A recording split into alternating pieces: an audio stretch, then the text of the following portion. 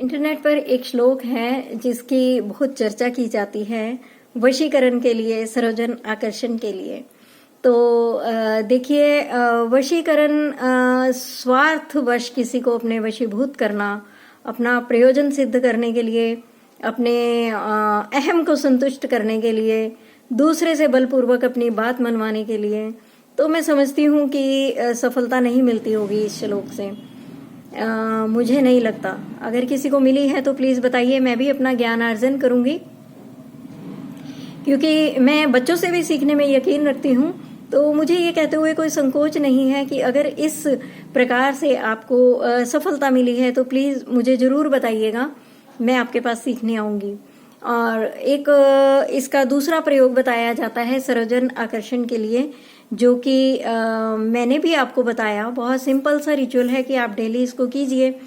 तो माँ भक्त के मन के भाव को जानती हैं। अगर भाव शुद्ध है तो माँ तत्काल, बिना किसी, आपको उसमें कोई भी फॉर्मेलिटी करने की जरूरत नहीं है कि इतने दिन का रिचुअल है, आपको ये करना है, ये चीजें रखनी है, वो रखनी है।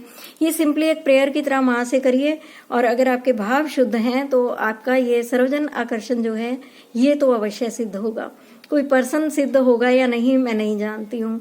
और इसका एक और प्रयोग भी है, बेहतरीन प्रयोग है, और वह मैं आपसे आज शेयर करने जा रही हूँ। नमस्ते, मैं हूँ Suman Bansal, tarot card reader, angel card reader.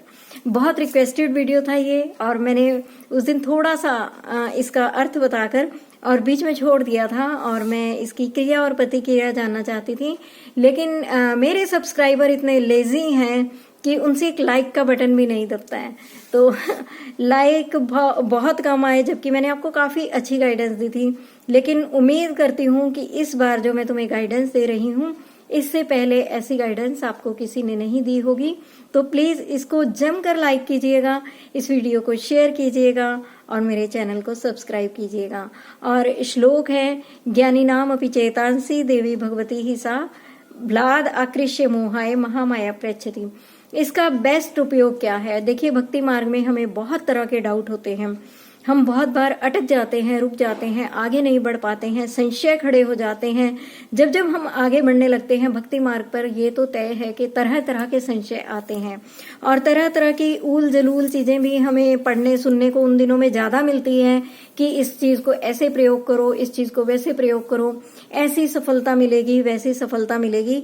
साधक जो है उलझ कर रह जाते हैं। जो समझदार होते हैं और जो मैच्योरिटी के साथ आगे बढ़ रहे होते हैं, वो इन बातों में, इन प्रलोभन में नहीं फंसते हैं। लेकिन कुछ जो मैच्योर नहीं होते हैं वो अक्सर उलझ कर रह जाते हैं। और कुछ नहीं, बहुत से साधकों को अपने गुरु पर ही संशय हो जाता है। तो ऐसे में यह श्लोक बहुत काम का है।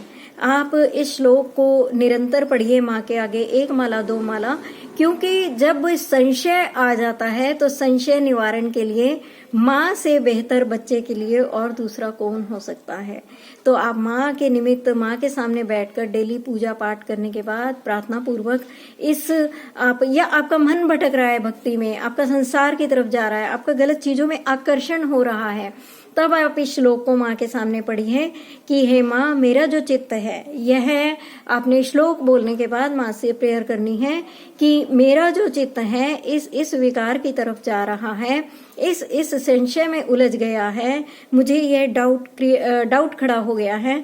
तो हे माँ, जिस प्रकार से आप ज्ञानियों के भी चित्त को बलात् आकर्षित कर लेती हैं, इसी प्रकार से मेरे चित्त में भी यह जो आकर्षण, अनावश्यक आकर्षण उत्पन्न हो गया है, इस अनावश्यक आकर्षण को आप मेरे चित्त से निकाल दीजिए और मुझे सही मार्ग दीजिए। तो आप देखिए कि जब आप इस श्लोक का माँ के आगे निरंतर जप करेंगे तो किस प्रकार से आपके संशयों की निवृत्ति होती है, और किस प्रकार से ये ऊल जलूल विचार जो आपकी साधना में बाधा बने हुए हैं, जड़ मूल से नष्ट होते हैं। उम्मीद करती हूँ कि आपको मेरी बात बहुत अच्छी लगी होगी, और प्लीज इस वीडियो को आप शेयर करना मत भूलिएगा, और अच्छे अच्छे कमेंट के साथ मुझे आप इसका फीडबैक भी दीजिएगा।